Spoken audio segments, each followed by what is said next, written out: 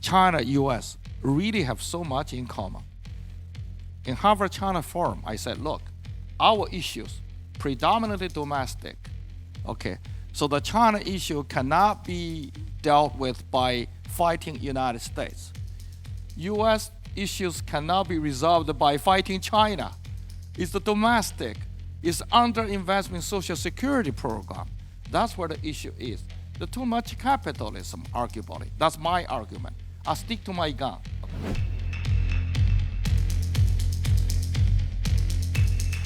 Firstly, the importance or significance of China and the U.S. in the global economy. And this is the data from World Bank. From 1979 and 2022, U.S. contributed 25.1% global economic growth.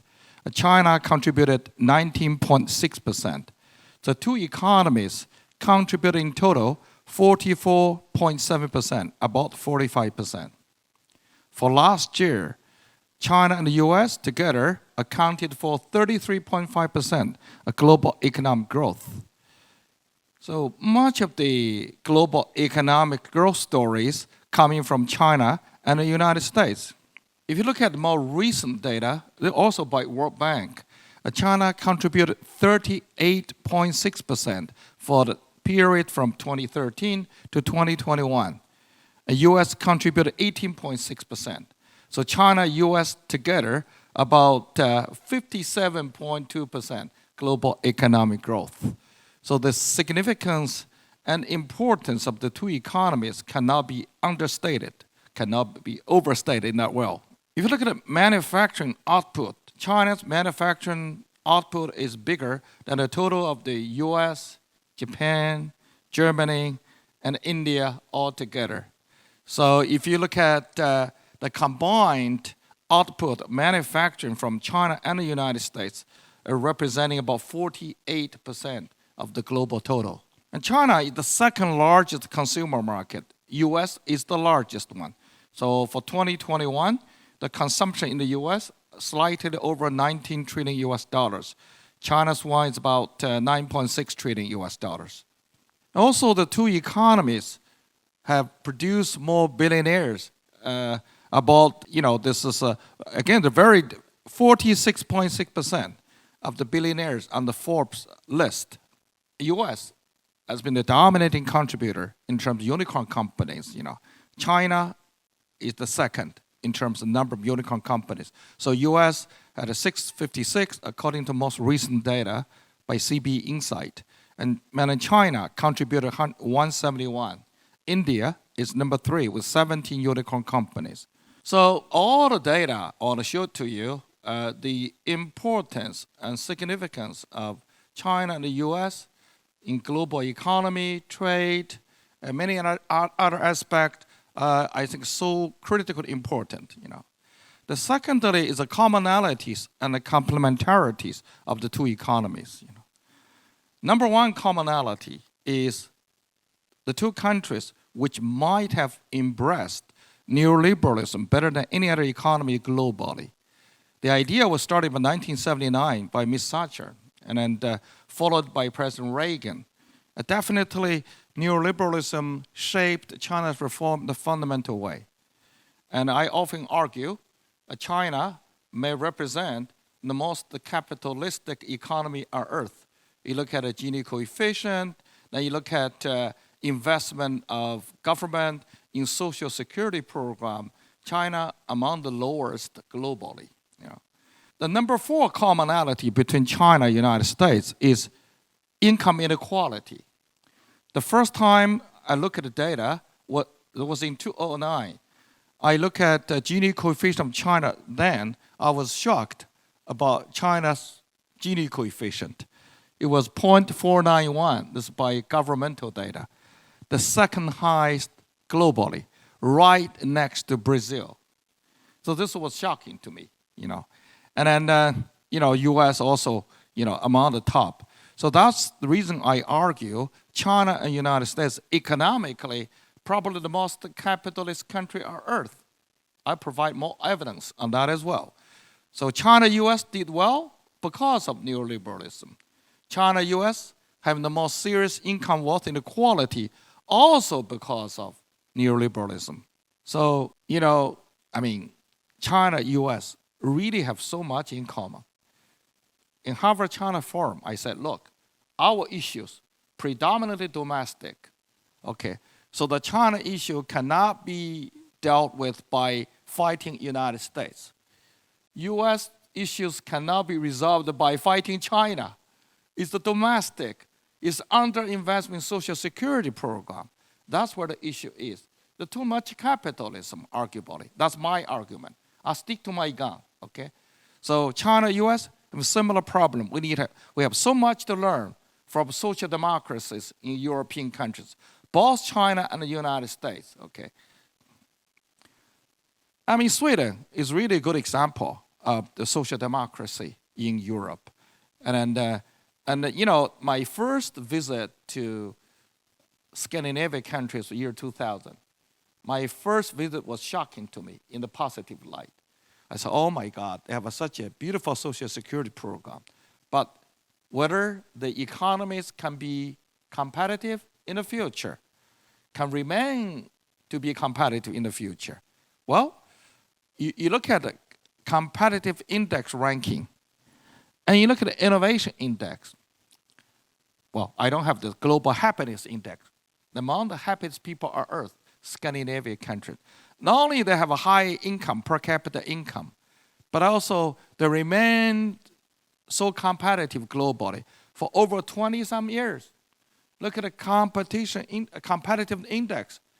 No sign of sliding. Okay, so this is an innovation index. They're doing so well. And happiness index, they're doing so well as well. We, both China and the United States, have so much to learn from example of this, this social democracy in Europe. So this is the common prosperity drive in China. You look at recently, the strong drive in the United States for inclusive capitalism. There's many of the events, talks, remarks by business leaders, political leaders in this, okay? And we did have this inclusive capitalism forum in Beijing. And then one thing I want to share with you before I go to the next slide is, you look at the United States, the most advanced economy on earth, we call the first level distribution wealth. And then unmatched abilities for innovations. U.S. has not been a great example of inclusive capitalism. And partly because the social security program is really not effective. And look at the third level distribution of wealth in the United States. Like the philanthropy giving in the U.S. representing 1.96% of U.S. GDP. To me, U.S. is most generous nation on earth. This data has been consistent, slightly above 2%, less than 2% of GDP. In China, our giving was below 0.1% of China's GDP for decades. Last year, exceeded a year before, lasted 0.1%. Right now, in China, it's close to 0.2% of China's GDP, okay, 0.13%, okay. So, U.S., most advanced market economy, unmatched ability in innovations. First level, distribution wealth. Third level, distribution. Second level, the governmental one, social security program. The third level, U.S., the most generous nation on earth. The combination of this beautiful market economy and the most generous nation cannot have inclusive capitalism. So that further illustrates the central role of social security program, role of government. I don't want to call it socialism because socialism has different connotations, planned economy, state-owned enterprises.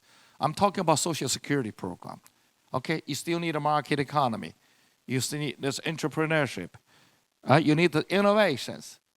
But you need a government to play a crucial role in addressing the issue of inclusive capitalism or common prosperity. So that's the point, the punchline I want to share with you. Okay. The last topic, the role of economic disruption and next generation unicorns. I look at the success of China for the past 4 decades. It has been spectacular, you know. So the issue is why? Why China did so well? And if you compare especially China with India, 1978, the China's GDP per capita was 20% or 25% lower than that of India. You look at today, China's GDP is more than 5 times bigger than that of India. More than, you know. So China did awfully well for the past 4 decades. China must have done something right. China is not considered as a top innovation nation yet. Okay? So I'm looking for the elements of Chinese way which may have global relevance. One item I came up with what I call economic disruption. So I look at 3 data sets to support the point I'm arguing for. Number 1, the number of companies on the list of Fortune Global 500. The Chinese number was increased from 11 in 2001 to 129. If you benchmark against India, India had 1 in 2001, had 8 in 2023. And China has more global Fortune 500 companies added to the list than all other countries in combination. Okay. Secondly, number of billionaires on the Forbes billionaire list. China had 1 in 2009. And as of today, it has 495. So China had 600 something in 2021 because COVID reduced it to 495. But even the 495, so China has generated newly minted billionaires, more billionaires than any other economy. So number 1, number 2 data set, China's the leading one. Number 3, unicorns, Americans leading. China is the second one. So I argue, if you look at this data set, China might be the most disruptive economy on earth. May not be the most innovative one. Korea, Japan, doing well in innovations. Europe, doing well in innovations. Definitely not doing so well in economic disruption. One of the key disparities between China and India, we had a similar population size. For the past 40 years, China did so well because China has far more economic disruptions than India. One of the reasons. So I will just go over this briefly. And if you look at 10 richest people from mainland China on the Forbes billionaire list, in 2010, the 10 richest people in mainland China, and you compare that with the 10 richest people in 2023, only 1 person on the list of 2010 remained as a top 10 in China. Pony Ma, the chairman of Tencent, only 1. So he was on the list of 2010, he's still on the list. All other 9 people disappeared. And from a scholar point of view, this is a new kids on the block. This is beautiful, right? Why you always richest guy in the country, you know? So I want to see always new kids on the block. More disruptions. Okay.